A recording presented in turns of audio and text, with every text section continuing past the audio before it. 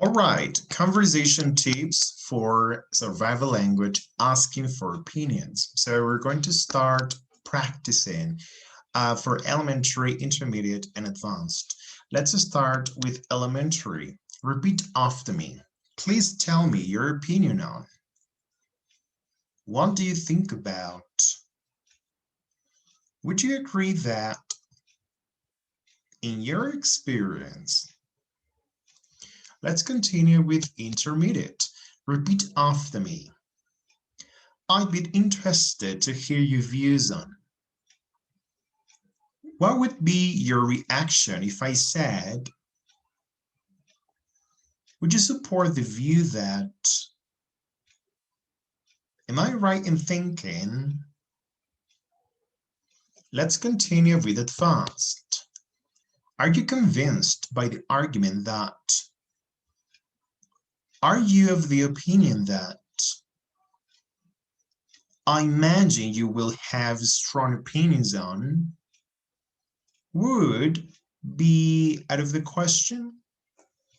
Now pay attention, when you ask other people for opinions, it's because you are having a conversation that is interesting. And maybe you would like to hear what they think about certain topics. Here you have different structures, but let's practice, for example, let's say I want to use this one here. So please tell me your opinion on learning English online. So learning English online would be the topic for that example. Or you could say, for example, what do you think about learning English online? Would you agree that learning English online is the best way? In your experience, or you could say in your experience plus the person's name. For example, in your experience, Oscar, um, is it okay to learn English online? So remember, when you put the information after the survival language structure, make sure you are creating the correct sentence for that expression, okay? Um, However, as you can see, we have some complex grammar here.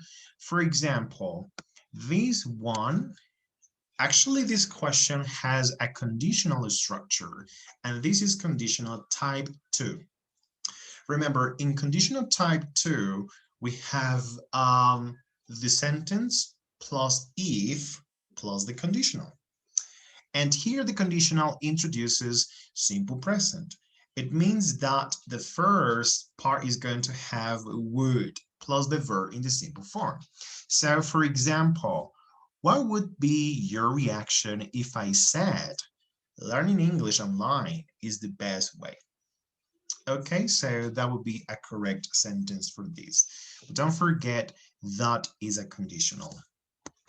Let's continue with another one from advanced. For example, this one is very common when you say, are you of the opinion? Or you could say, I am of the opinion that learning English is wonderful, especially online.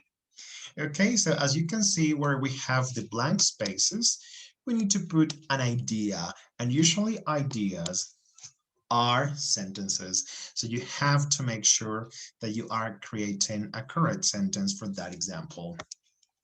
Now, about strategies for this kind of activity.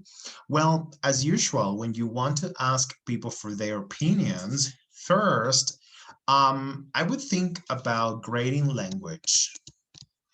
When we say grading language, it means that it is not the same when you talk to your best friend or when you ask your best friend for their opinion as when you talk to a potential employer, for example, and you have to ask this person for his or her opinion.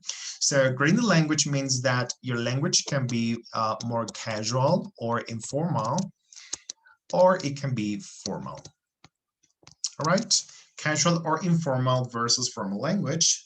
And also you do this because you're thinking about your audience. It means that because of that, you need to think about the way you share your message.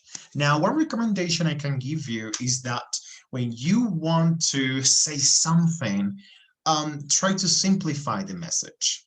Remember, you may feel in different ways. You may feel anxious, you may feel nervous because English is not your first language. So, because the structure is not so well put together, I would say try to simplify what you want to say in English.